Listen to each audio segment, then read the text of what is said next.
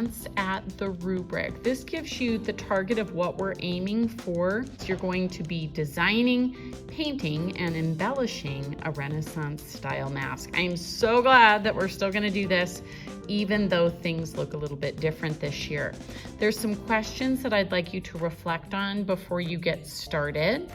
And then I'd also like you to take a moment to look carefully at some of these design ideas. Now, you're certainly not limited to the images that you see here in any way, but they can help you think about how to perhaps approach the first step of this process, which is to create a design.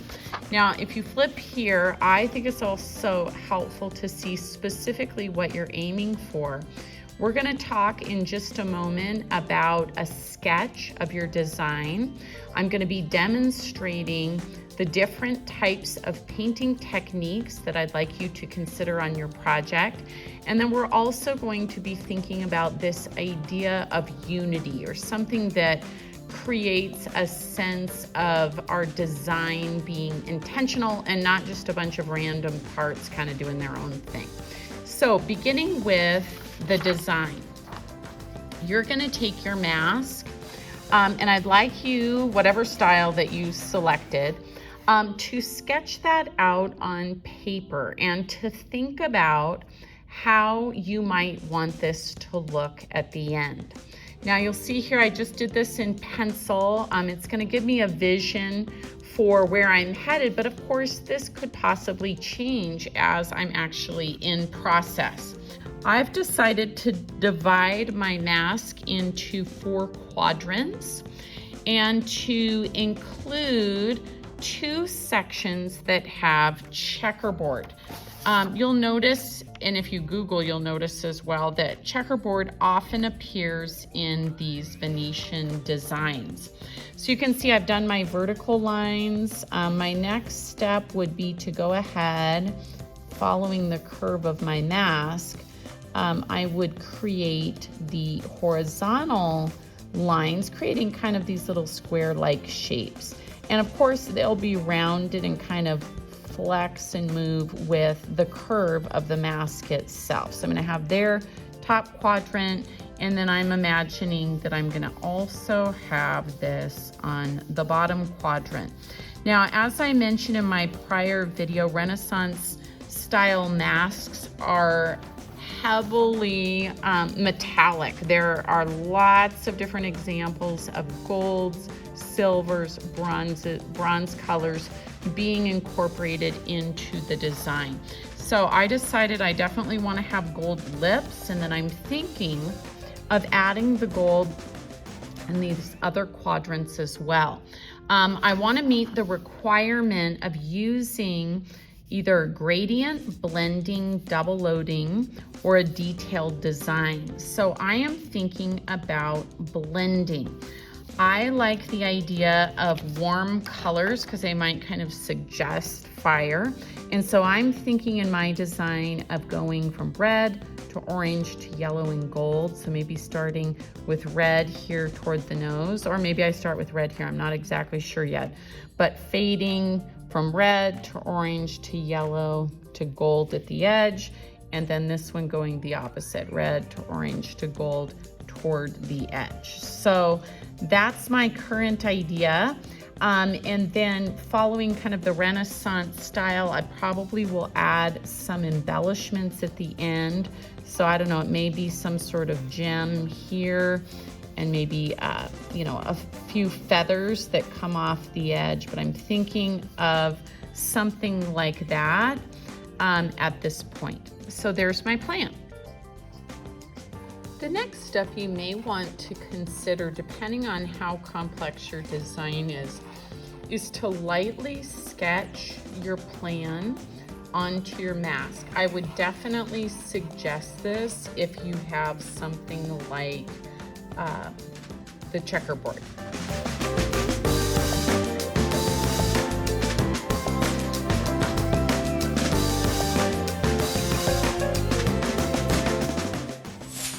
The next step on our project is to consider which painting technique or techniques you would like to use.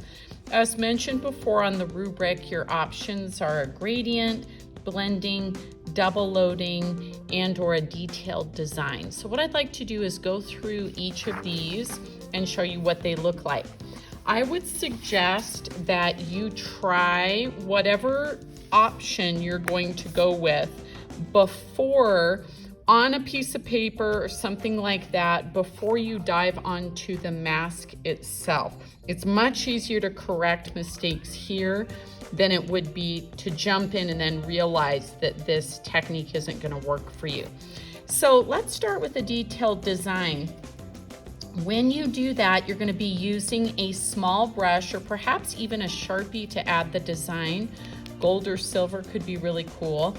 And this might include something like checkerboards or line designs, flowers or foliage, something like that. So because my project has checkerboard, I'm going to go ahead and try that technique on my paper. Now, I'm going to be using a flat brush, which can be really helpful if you're trying to do straight edges. And so I am discovering as I do this that it's pretty challenging to get those straight lines, especially with as many squares as I've created. So one option is if you're doing a checkerboard and you're like me and realizing, wow, this is actually pretty challenging, is to do your checkerboard in Sharpie first. That way, let's say we've got this here. I was creating these squares. That way I already have a clean edge, and it is much easier to just fill in that edge than it is to create the clean line with my brush. So that would be an example of a realization I made practicing here on the sheet. Now, I also could do one of these other designs. If you're doing a detailed design, you're probably going to want to use a small brush.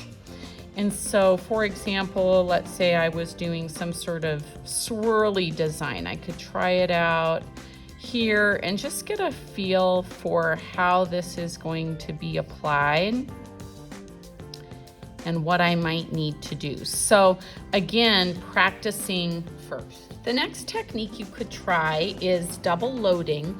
We've done this in the past with other projects, but this is where you load 2 or more colors on the brush at the same time. And you use this technique especially when you want to create texture. Now, the 2 colors that you load, you have to be okay with them blending. So I would not, for example, pick yellow and purple, because there's a good chance that as I go ahead and paint that I'm going to blend those 2 colors and have browns. So colors that are neighbors are going to work especially well. So let's say I am going to do the red, and then I'm going to double dip into the yellow. Kind of looks like ketchup and mustard. So for this technique, I'm going to do brush strokes that are shorter, and I can always go back and reload. And so you'll notice this is highly textured. You'll notice that some parts stay red, some parts stay yellow, and some parts are mixing here on the surface to make orange. So that is kind of the effect of the double loading, and you might enjoy this if you like a highly textured look. Blending is the third option that you have available to you when you go to paint your mask design. Again, I want to emphasize it's really important that you would pick neighbors to blend. Those are analogous colors, colors next to each other that are going to smoothly blend from one to another. If I'm going across the color wheel, there's a good chance I'm going to end up maybe with some unintended muddy colors. So I've got my analogous, I'm not doing complementary, and I'm definitely gonna practice first before I commit myself on the mask. So I'm gonna start with yellow, and maybe just do some yellow right here. And then I'm gonna be blending into orange. So I'm actually gonna mix a little yellow orange here. This would be a tertiary color. And I'm gonna overlay that. I'm gonna go back to, just rinse my brush. Go back to that yellow while this is wet.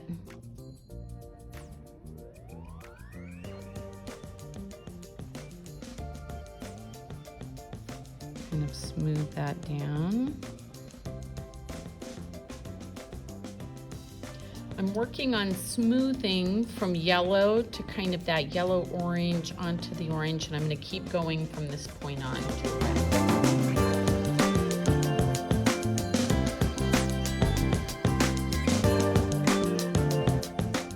All right, so I feel like I've been able to practice kind of smoothing from one color, yellow, through those oranges to the red.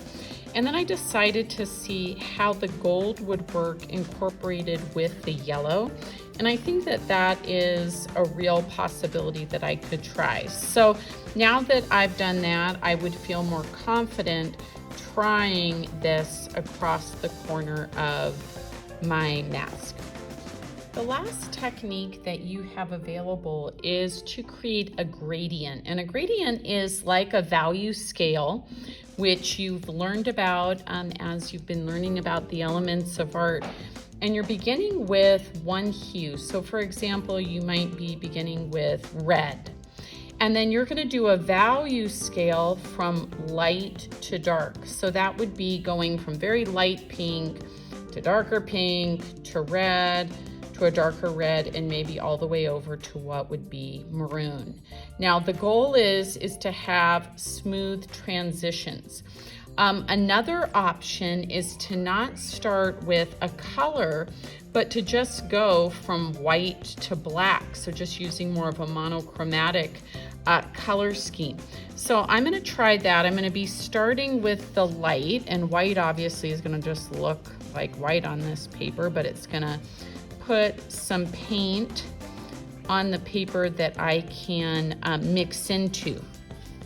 Then I'm gonna start to add just a teeny tiny little bit of black, because we know black is very powerful and it can begin to really dominate your palette really quickly. So I'm mixing a light gray. That might even be, that's actually a little darker than I wanted. Add a little more white on top of that.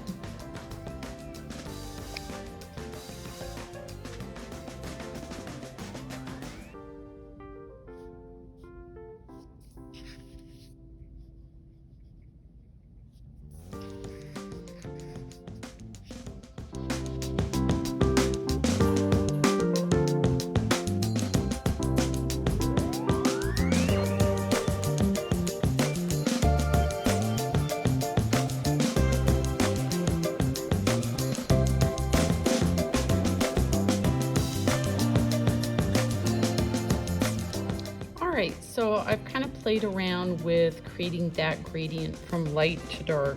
You probably saw I kind of self-corrected a few times. I was not especially careful with my palette, and so I ended up kind of cross-contaminating some of the light and dark colors. So that's something, if I were to use this technique, I would be careful to do next time. Okay, so now that I've tried all 4 techniques, I think I'm gonna go with the detailed design and the blending.